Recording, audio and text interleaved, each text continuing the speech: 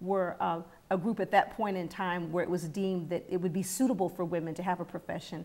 And Catherine Beecher, Harriet Beecher Stowe's sister, was a key person at that time who helped to elevate teaching to a profession.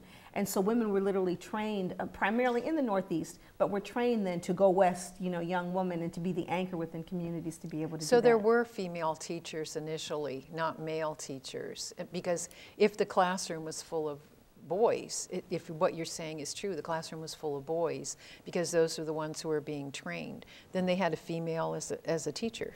Well, there was both. It was mixed. There Okay. were both male and female teachers. And I don't think they were always so small. I think some of those one-room schoolhouses had up to 40 kids in it.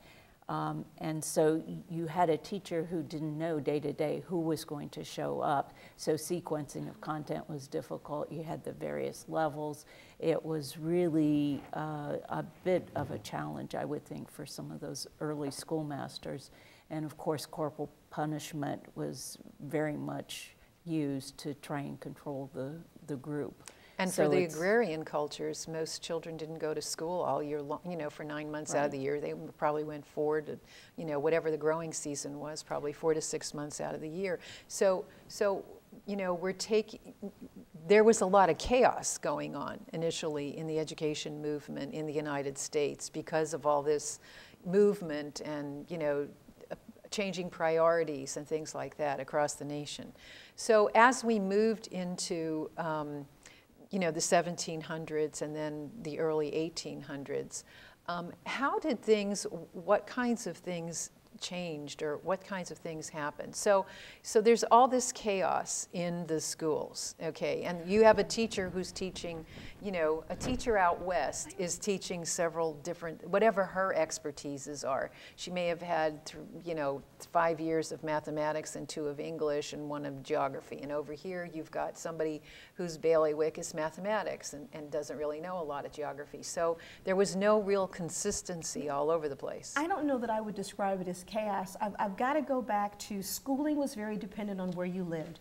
And in the Northeast, in urban areas where you had industry and you had that type of labor pool and labor force, you actually had several public schools that were organized. Boston, Philadelphia were key places where you had a system of organized schooling.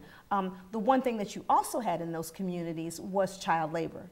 And so that was another factor that we often think of in the western part of the United States and the agrarian societies there. And then there's the whole concept in the South where you have slavery, where enslaved Africans aren't in school at all. But in the Northeast, because of the child labor issue, you had some children who were in school and some children who weren't. Over time, as we migrated to different areas, that's how things began to expand. So from the Northeast, then people expanded west. There's also the immigration coming into the South. And so you have these different areas where things are engaged. And again, I go back to the local control of schools. Meeting local needs. And so schools reflect society. And so you can't really talk about schooling without looking at the political, the economic, and the social realms in which those schools are placed. So a school in the Northeast would have one look or tenor. Southern schooling would be different. Western schooling would be different. It's not necessarily chaotic. It's just that they had very different functions for the local purposes that people wanted those schools to be. Thank you for that clarification. Yeah. Okay, so how did we move into then? It seems to me that, was it the 1899, the Committee of 12 and the core curriculum, is that, and you know, at that time, only, so you were correcting me earlier that the first university in the United States was Harvard, and the second was William and Mary in, what was William and Mary, 1693. 93, okay, so in 1693 we had 2 universities. And so we were preparing boys for universities in various subject areas, law or politics or as physicians and things of that nature. Primarily for the ministry. William and Mary, for sure, was primarily for the ministry. So it was a very targeted purpose.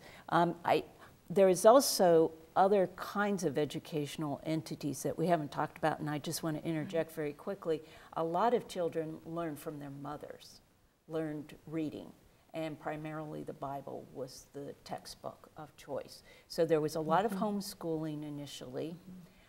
Over time, we had the one-room schoolhouses, and then we actually had elementary schools in the 1800s. There actually were elementary schools primarily in the urban areas, but most children had access to an elementary school. But there were also these private academies. Yeah.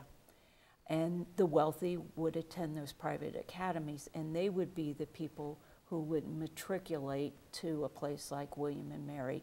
Jefferson's a perfect example. He went to William and Mary to be educated. He had been educated at home. He had his own personal tutor who prepared him to go off to college.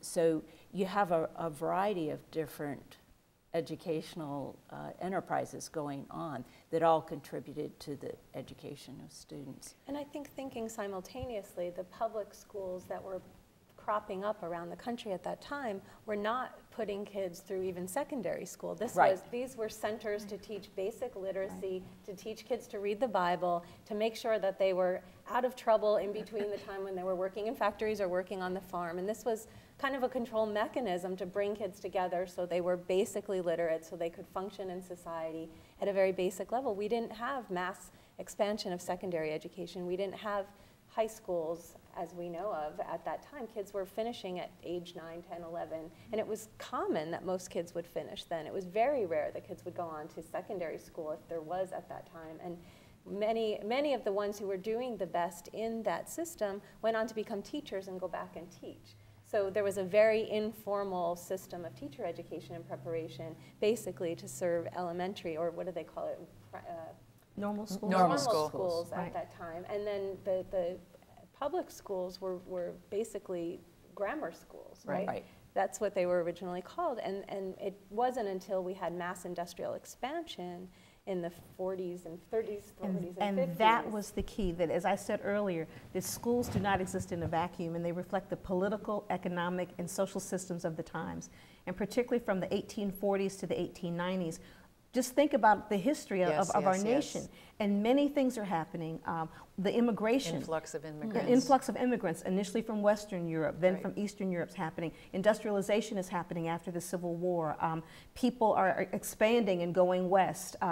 Enslaved Africans, become free, 1865. There's the Reconstruction period. So all of these dynamics are happening, and school is a part of that, which really bubbles up then to the 1890s then, where there's the first systematic elements of school reform that we might call today that would happen. And one of the key determinants of that, as Carol Ann alluded to, was the establishment of child labor laws. And once children were not able legally to work in factories and to do those sorts of things, then school became a mechanism to help organize children, because otherwise if they weren't working because their parents and adults were in those jobs, then what are we going to do with the children? Where are they? And so that was a huge impetus at the time to make sure that there would be an more educated populace, because there was a need to help to begin to shape that. And that's when secondary schools and that concept then began to really take off.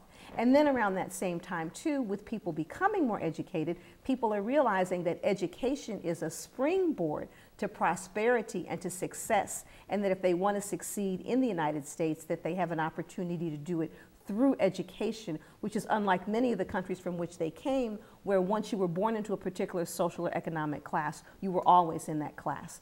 Yes, and one of the things I want to go back to, which you said, Carol Ann, was that I've seen some of those textbooks from back in those days, and it appeared to me that someone graduating from 6th grade, if they went that far, had the ability, especially mathematically, to run their own business. I mean, the level of readership and the level of mastery in terms of mathematics and grammar and English was astounding at that time. And I compare, a 6th grade math and reading book today to those of those days. And, they were attempting to create good citizens because they knew they only had a short period of time to be able to do it. And so the expectation of, the teacher, the community, was this higher level and I'm alluding to this for a specific reason as we go on further. So the expectation of students in school was very high. The responsibility was the student, not the teacher or the system or the community. And it seemed to me that there was a different focus. You know, the school was the center of the community, big or small, however it was. I mean, you know, they had services there, or they had parties there and picnics there. And so there was this centralized focus. But I do need to add, though, that there's one huge group of people that are not involved in all of this, and that's African Americans. Yes. And particularly during slavery, not only was it illegal for African Americans in the South in many places to not learn to read or write, but there were harsh punishments for people who learned how to do that. And so particularly for African Americans, education became a symbol of liberation.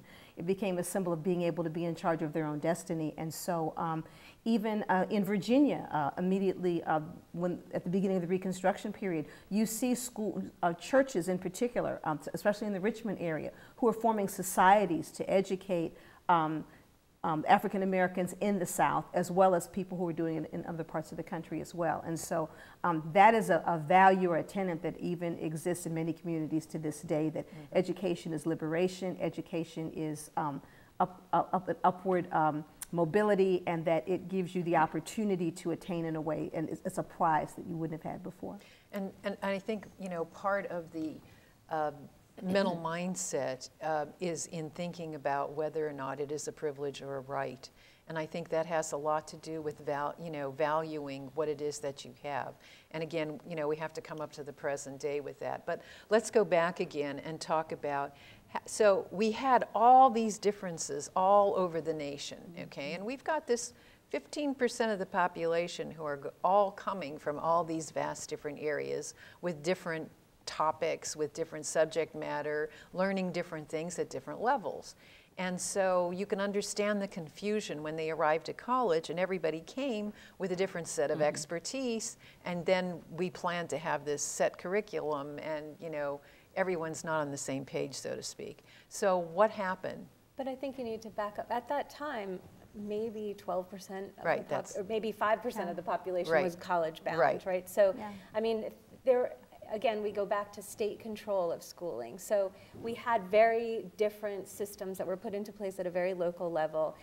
States started to realize we need to harmonize systems across states and started to get more power over what we do because of how funding goes. And I think states started to determine regulations for the curriculum content and, you know, started to harmonize across the state funding and teachers and different rules and requirements. But at that point still, we were still talking about preparing, the two twin purposes of education that everybody talks about are for creating an educated citizenry and for economic production, right? So these are twin, sometimes competing, but sometimes complementary factors. So states started to pay attention to this. Our economy can grow if we have a better educated workforce.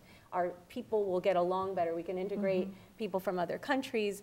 It's better if girls are educated. There's many, many benefits to education if we can do this at the state level and think about it and plan it that way. So there's still very much a focus on primary education and not secondary education. Secondary education really was the first federal initiative because of the mass expansion of the industrial economy during the 20s up through the 50s and in the 19th century.